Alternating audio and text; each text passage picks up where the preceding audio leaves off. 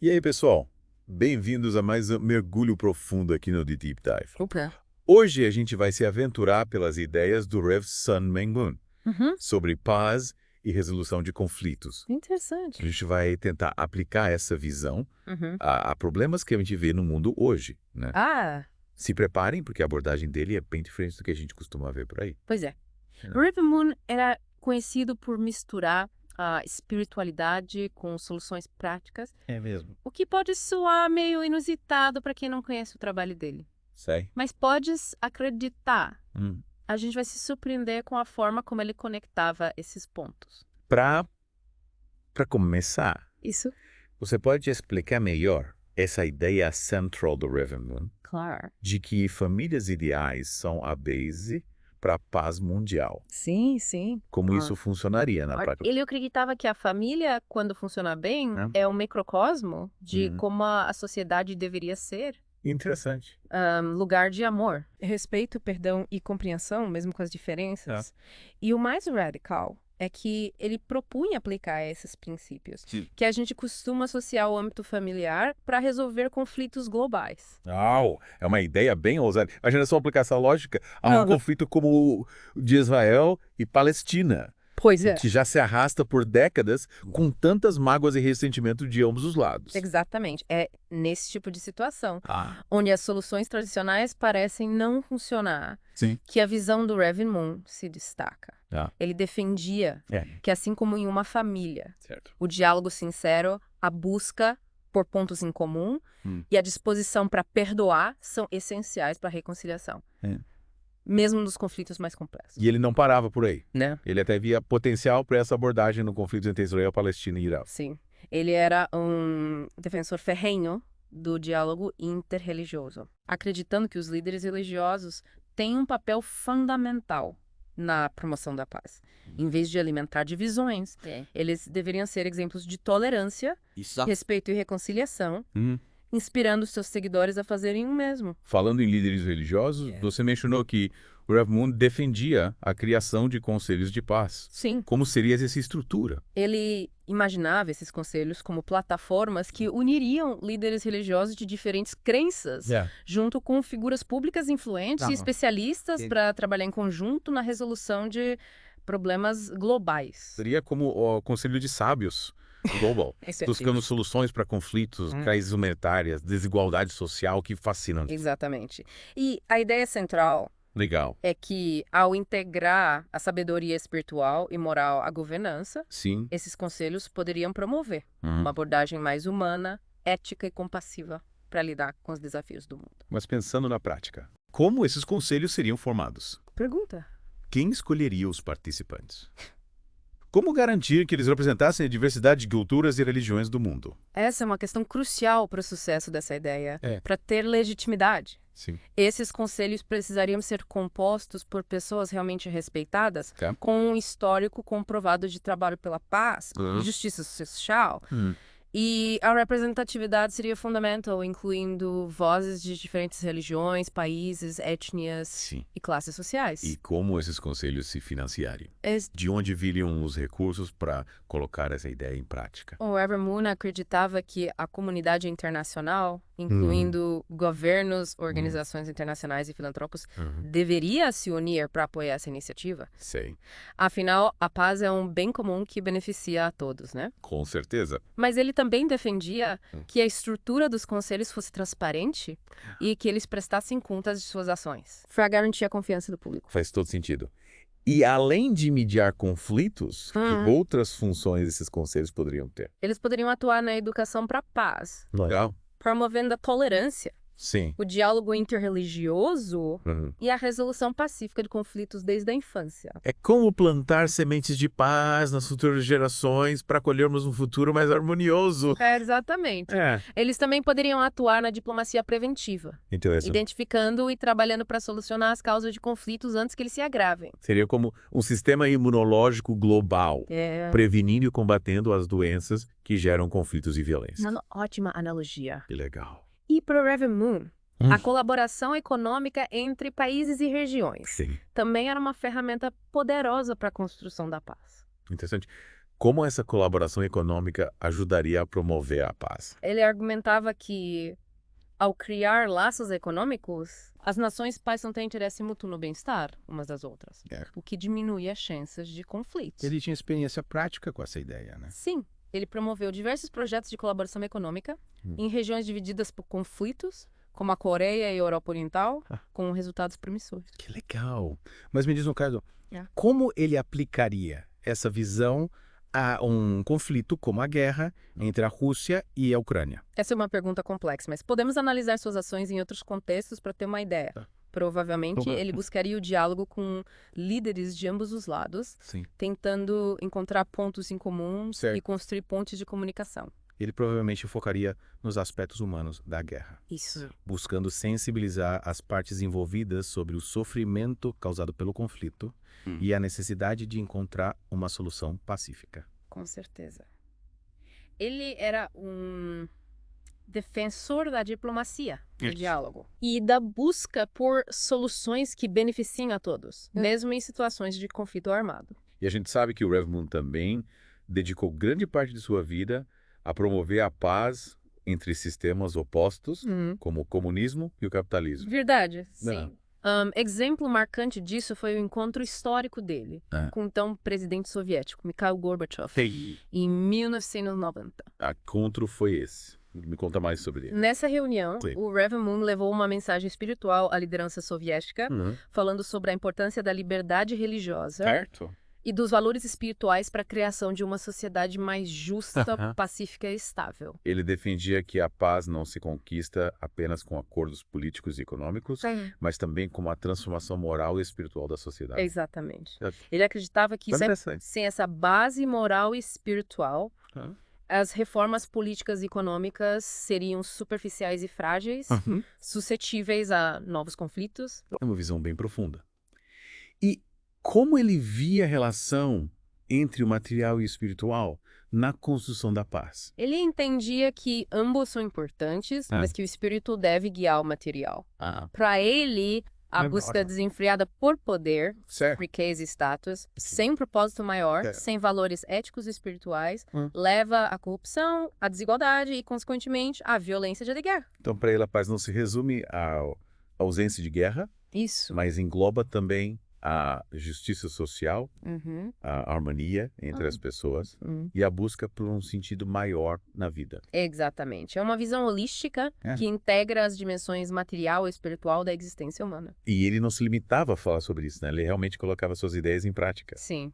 Ele fundou diversas organizações e projetos voltados à promoção da paz, do diálogo interreligioso e da cooperação internacional, sempre buscando construir pontes. Entre culturas, nações e ideologias diferentes. É realmente inspirador ver como ele dedicou sua vida a essa missão de paz, buscando soluções inovadoras e desafiando as formas tradicionais de pensar e agir. E é essa a mensagem principal que podemos tirar da história do Rev Moon. A paz é possível, mas exige de cada um de nós coragem, compaixão, criatividade e um compromisso constante com a construção de um mundo mais justo, fraterno e harmonioso. E com essa reflexão, encerramos a primeira parte do nosso mergulho profundo nas ideias do Reverend Sun Myung Moon. Na próxima parte, a gente vai explorar mais a fundo como essa visão se aplica a outros conflitos contemporâneos e como a gente pode se inspirar no exemplo dele para promover a paz em nossas próprias vidas, em comunidades. Legal! Fiquem ligados. Até a próxima. E aí, pessoal, de volta para a segunda parte do nosso mergulho profundo nas ideias do Rev Moon. Na primeira parte, a gente explorou como ele via a família como modelo para a paz mundial e como essa visão se aplica a conflitos internacionais. Uma ideia bem inovadora, né? Com certeza. E a gente também viu como ele defendia a colaboração econômica e o diálogo interreligioso como ferramentas poderosas para construir a paz. Mas eu queria voltar à ideia dos conselhos de paz. Como eles funcionariam na prática? Quais seriam suas funções? Lembra que a gente falou sobre a importância da representatividade nesses conselhos? Quem são? Então, o Rev Moon imaginava que eles seriam plataformas para integrar a sabedoria religiosa à governança promovendo a cooperação em várias áreas. Imagina líderes religiosos de diferentes crenças, trabalhando lado a lado com políticos, especialistas e líderes comunitários para resolver problemas globais. É incrível, né? Seria um grande passo para a humanidade. Mas que tipo de problemas esses conselhos poderiam ajudar a solucionar? Pensa nos desafios que a gente enfrenta hoje. Crises humanitárias, conflitos armados, desigualdade social, mudanças climáticas.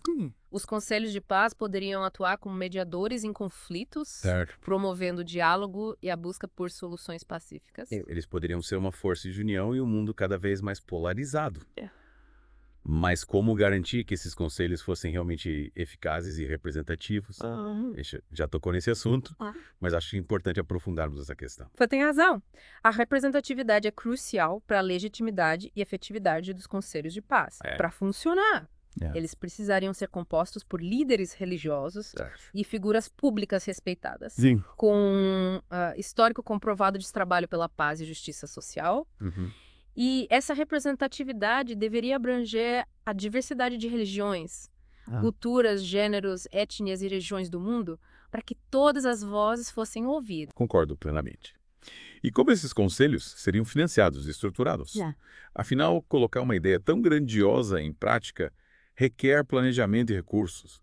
O Rev Moon acreditava que a comunidade internacional, incluindo governos, organizações internacionais e filantropos, deveria se unir para apoiar essa iniciativa. Faz muito sentido. Transparência e prestação de contas são fundamentais para qualquer iniciativa que lide com recursos e questões de interesse público.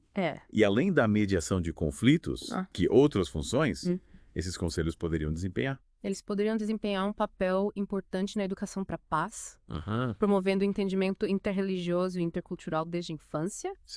Além de oferecer programas de treinamento em resolução pacífica de conflitos para jovens e adultos.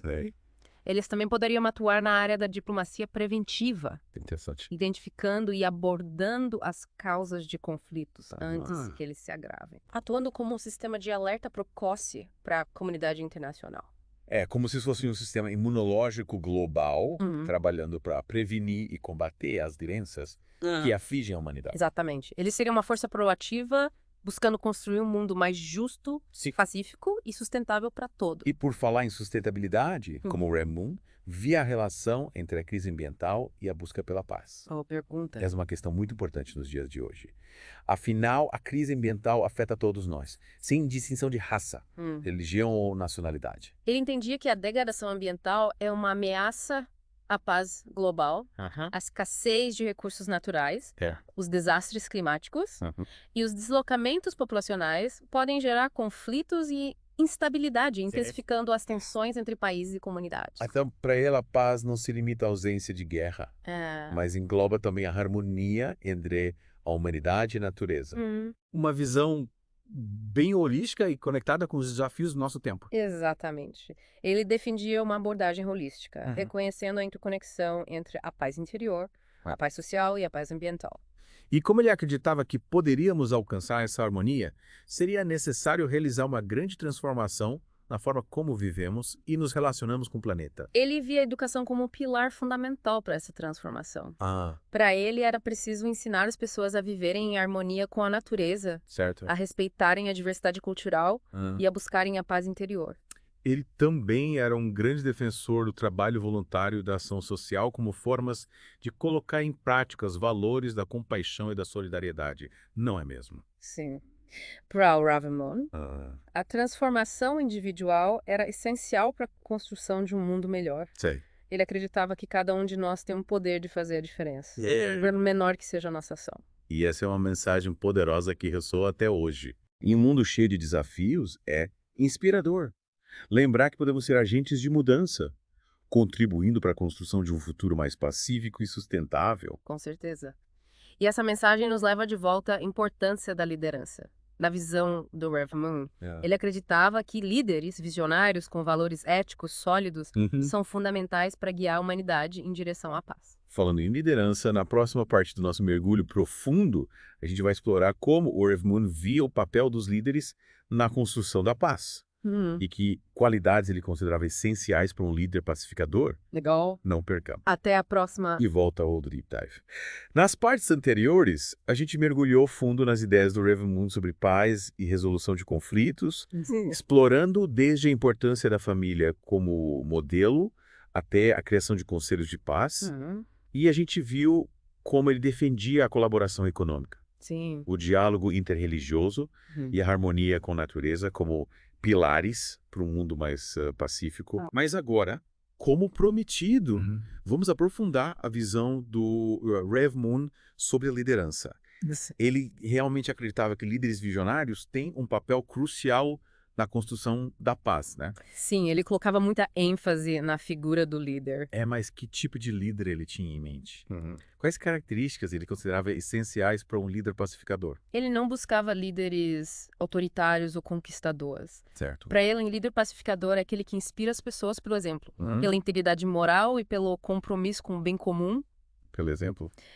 Ele falava muito sobre a importância da coragem moral, da compaixão, da sabedoria e da capacidade de diálogo. Na visão dele, não bastava ser carismático ou ter poder político. Não. Um verdadeiro líder pacificador precisa ter valores éticos sólidos. Isso. E uma profunda compaixão pelas pessoas. Exatamente. Ele defendia que um líder pacificador não pode ter medo de defender a justiça e a verdade, mesmo diante da oposição. Precisa ser capaz de se colocar no lugar do outro, entender suas dores e necessidades e buscar soluções que beneficiem a todos, e não apenas um grupo seleto. Ele também mencionava a importância da humildade, não é? Sim. Um líder que coloca o poder acima de tudo, que busca apenas o próprio benefício.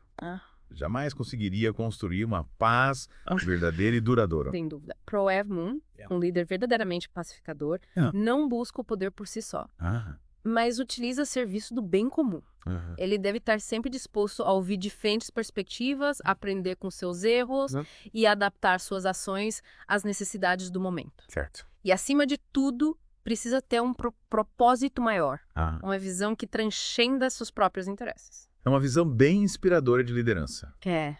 Mas como ele via a relação entre a liderança política e a liderança religiosa na busca pela paz? Será que ele acreditava que a religião deveria ter um papel mais ativo na política? Ele não defendia uma teocracia, se é isso que você está perguntando, mas ele acreditava na importância da colaboração entre líderes políticos e religiosos. Para ele, a política, quando guiada por princípios éticos e espirituais, pode ser um instrumento poderoso para a construção da paz. Interessante. E os líderes religiosos, por sua vez, têm a missão de inspirar e guiar a sociedade com base em valores como o amor, a compaixão e o perdão.